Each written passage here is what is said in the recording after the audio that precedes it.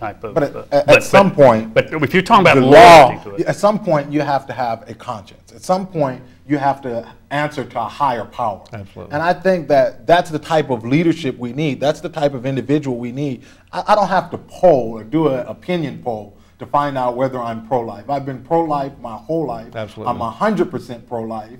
I'm against abortion. I don't need to conduct an opinion poll. I don't need any law or anything to tell me otherwise. And I have to stand on that platform, because when I go see my maker, I don't want him saying, well, you did this or you did. There's no equivocation about that.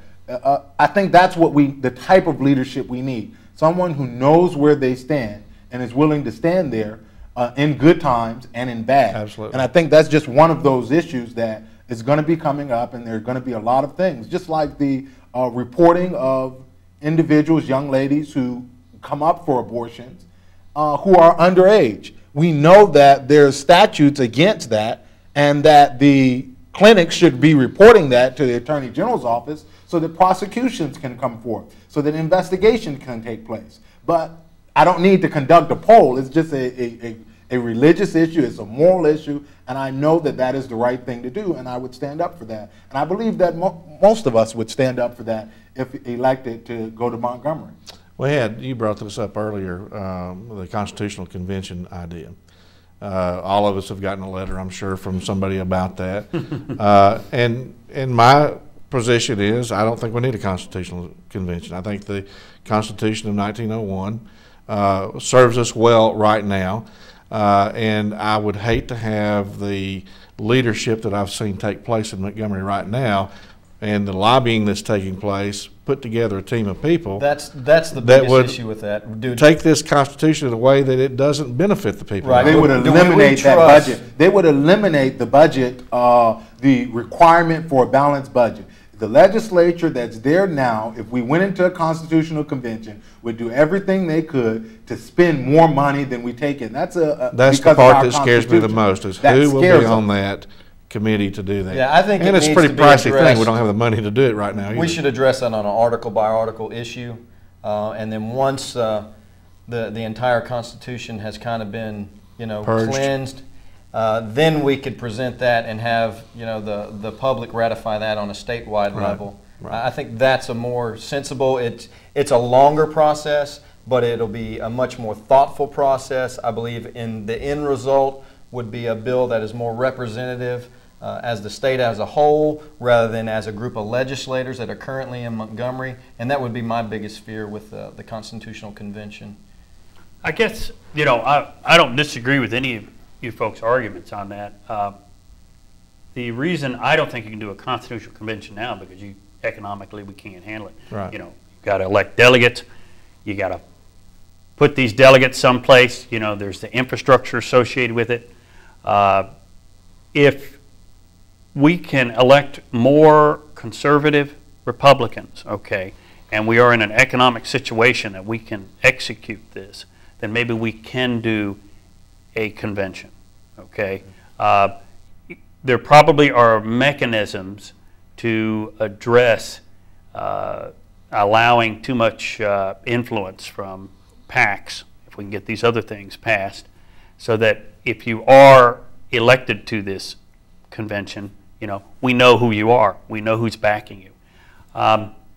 If you look at our legislature right now and our state government, and it's kind of like building an airplane via a legislature. It doesn't get done, okay?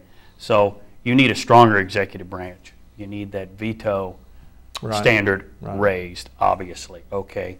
I'm in favor of term limits, okay? Because the legislature can just keep getting elected. They can keep getting the PAC money, and it's just ad infinitum. It's a self-licking ice cream cone over and over again. So if we can address some of those things, and if it were possible to do it by amendment, which you'd have to have probably more like-minded people elected into the legislature to be able to do that, that's probably viable. Well, and the reason is there's lots of things that are still good and viable that are on the books that there's no need to just throw them out. My concern is I don't want to send a group of people into a room. We send them in with one constitution. and we go, here, we're going to take this. Now, here's a stack of blank papers. Now, when y'all get done, come let us know what you did.